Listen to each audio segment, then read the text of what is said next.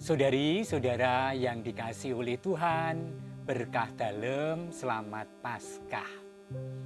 Hari ini kita katekese ya. Seringkali orang tidak bisa melihat kekhasan gereja Katolik atau iman Katolik. Pertanyaannya diantaranya adalah, apa sih sumber orang Katolik dalam menghidupi iman? Pasti kebanyakan orang selalu menjawab kitab suci, dan itu benar, kitab suci. Tetapi juga ada dua hal lain. Maka yang pertama adalah Alkitab, kitab suci firman Tuhan. Yang kedua adalah tradisi suci gereja. Nanti kita terangkan dalam kesempatan lain. Dan yang ketiga adalah magisterium gereja. Apa itu? Nanti kita juga akan memahaminya. Sekarang, mengapa orang Katolik beriman pada Tuhan melalui firman-Nya? Dan firman Allah itu dipahami oleh gereja seperti apa?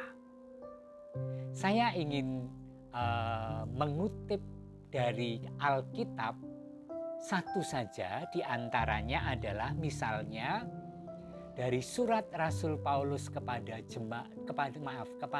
Timotius yang kedua, bab 3 ayat 15 sampai 17. Ingatlah bahwa dari kecil engkau sudah mengenal kitab suci yang dapat memberi hikmat kepadamu dan menuntun engkau kepada keselamatan oleh iman kepada Yesus Kristus. Segala tulisan yang diilhamkan Allah memang bermanfaat untuk mengajar, untuk menyatakan kesalahan, untuk memperbaiki kelakuan, dan untuk mendidik orang dalam kebenaran. Melalui kitab suci, Allah menyatakan sejak awal kehendaknya untuk menyelamatkan manusia.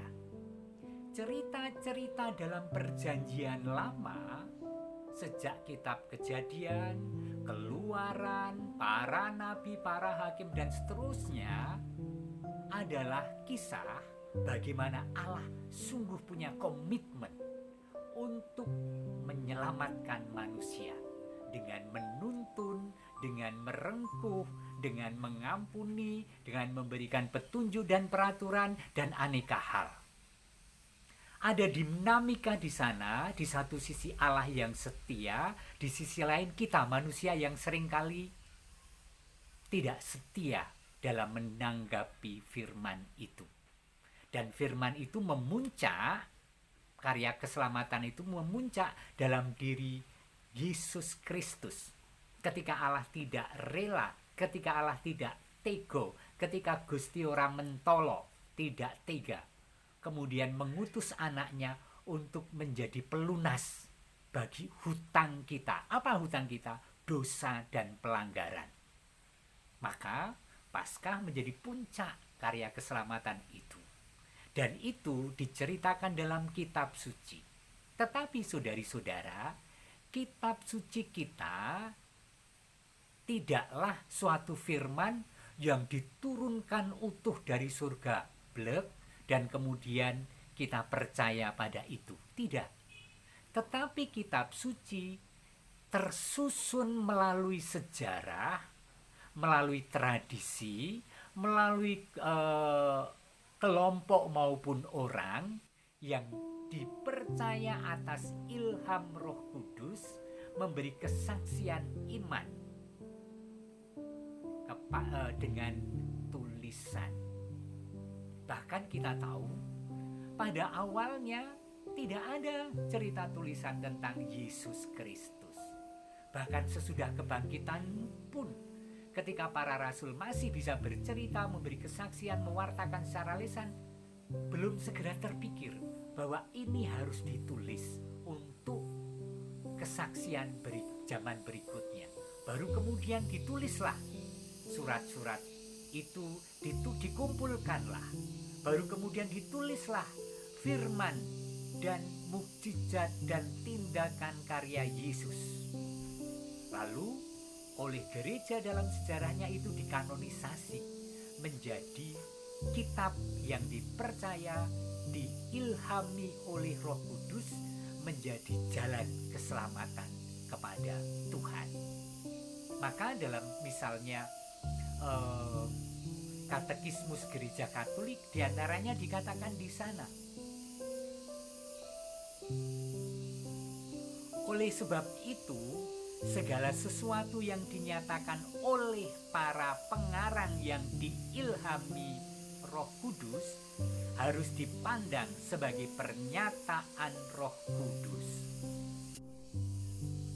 Sebagai tulisan yang diilhami, dituntun oleh Roh Kudus sendiri, kitab suci adalah jalan yang benar untuk berjumpa dengan Allah yang menyelamatkan.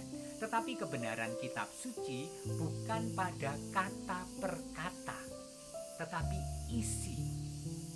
Maka tidak usah menjadi heran ketika untuk peristiwa yang sama antara Matius atau Markus atau Lukas atau Yohanes mempunyai cerita yang berbeda. Keempatnya menuntun kita pada perjumpaan dengan Allah yang menyelamatkan. Marilah kita berdoa. Tidak henti-hentinya kami mensyukuri anugerah-Mu ya Tuhan. Ialah iman yang benar menuju keselamatan.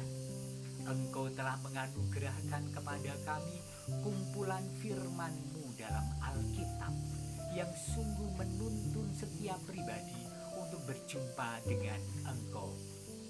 Maka kami mohon kepadamu, semoga kami menghidupi iman atas dasar kitab suci yang selalu rindu untuk kami baca, kami pahami, kami renungkan, dan kami wujudkan. Berkatilah segala niat baik kami ini dengan curahan Roh-Mu, Bapa dan Putra dan Roh Kudus. Amin.